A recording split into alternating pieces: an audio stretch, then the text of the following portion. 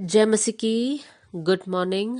आज सुबह प्रभु का वचन हमारे लिए नहम्याह का किताब अध्याय 2 आयत 19, नहमाया चैप्टर 2 वर्स 19 आपके लिए पढ़ना चाहती हूँ।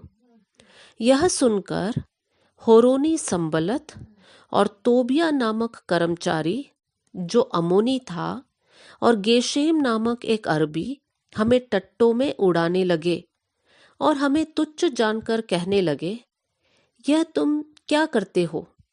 क्या तुम राजा के विरुद्ध बलवा करोगे?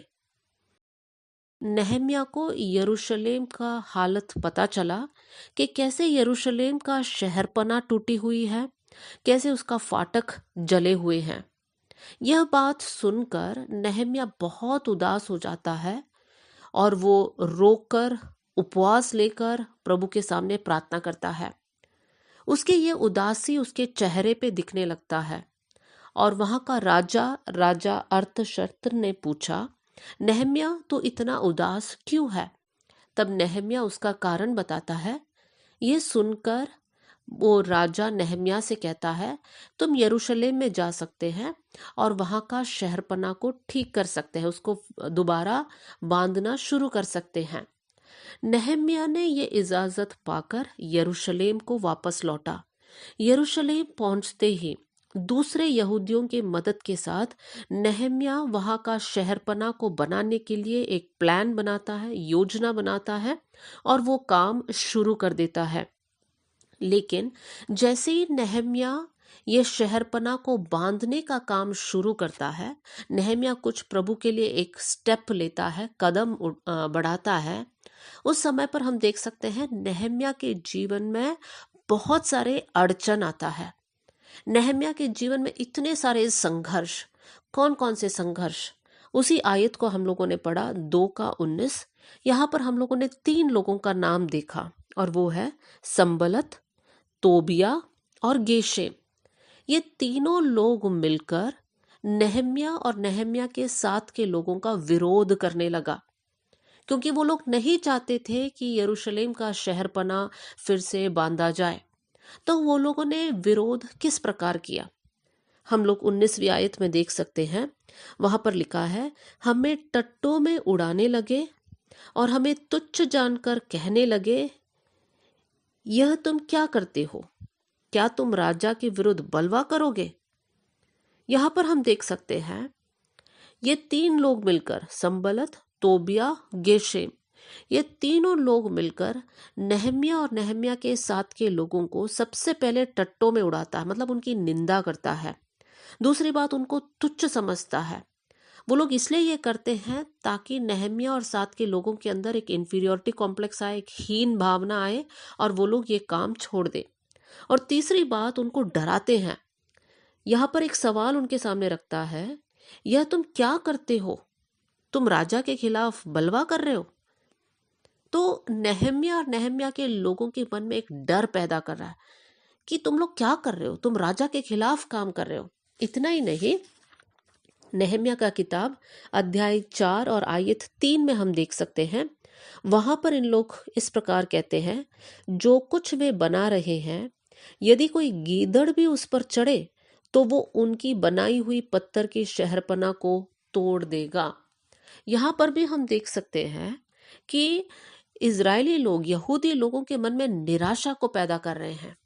ये लोग नहम्याह और नहम्याह के साथ के लोगों से बोल रहे हैं कि तुम्हारा शहरपना इतना कमजोर है कि यदि एक गीदड़ भी चढ़ जाए तो वो शहरपना टूटकर गिर जाएगा। मेरे प्रियो, नहम्याह और साथ के यहूदी लोग, उनको कौन कौन से प्रॉब्लम्स का सामना करना पड़ता है? उनके मन को निराश किया जा रहा है, उनके अंदर हीन भावना उत्पन्न करने की कोशिश किया जा रहा है, उनको डराने की कोशिश किया जा रहा है, उनको डिस्करेज या निराशा पैदा करने की कोशिश किया जा रहा है।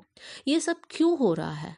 क्योंकि नहम्याह और साथ के लोग प्रभु के लिए कुछ करना चाहते हैं और इसलिए उनके जीवन में इतने सारे संघर्ष।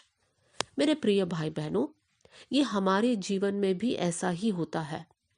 जब हम लोग एक डिसीजन बनाते हैं कि आज से लेकर मैं प्रभु के लिए जीऊंगी, आज से लेकर मैं परमेश्वर के लिए ऐसे ऐसे काम करूंगी, या मैं नियमित रीति से अनुशासन के साथ प्रार्थना करूंगी, वचन पढ़ूंगी, मुझे पवित्र जीवन जीना है, मुझे प्रभु में आगे बढ़ना है। इस प्रकार का जब एक डिसीजन लेकर आप आगे बढ़ते हैं, हमेशा याद रख लीजिए कि जैसे नेहम्याह ने संघर्ष का सामना किया, वैसे ही हमें भी संघर्ष का सामना करना पड़ेगा।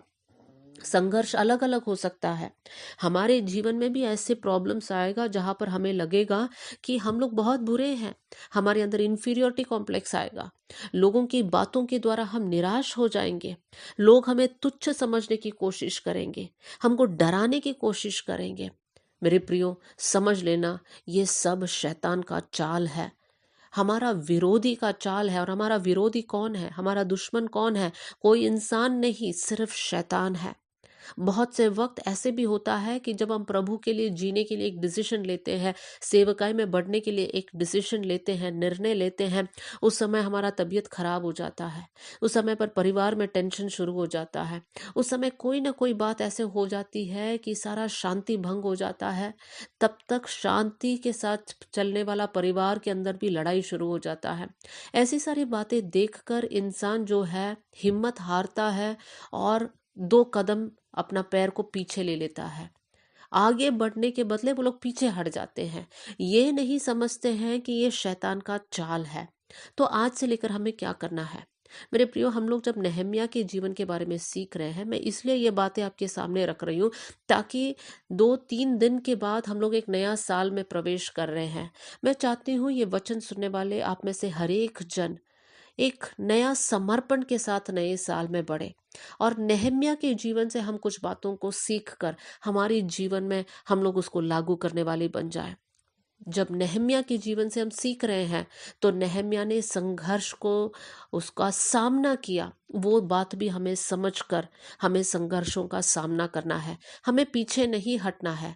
मुसीबत, परेशानी, क्लेश, संकट, सताव, बीमारी, गरीबी, चाहे कोई भी समस्या क्यों ना आए, हमें दृढ़ रहना है कि प्रभु, हम आगे बढ़ेंगे, आप हमारे साथ रहिए, आप हमें बल देना, ताकत देना, हम पीछे नहीं लेकिन आगे बढ़ेंगे। आइए हम लोग प्रार्थना करें। स्वर्गीय पिता, आज का वचन के लिए धन्यवाद करती हूँ प्रभु जी।